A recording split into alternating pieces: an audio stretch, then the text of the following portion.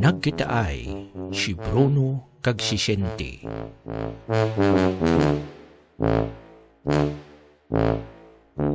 Pre, Oy, pre. nakakita ko kay nagang 30 pesos. Ha?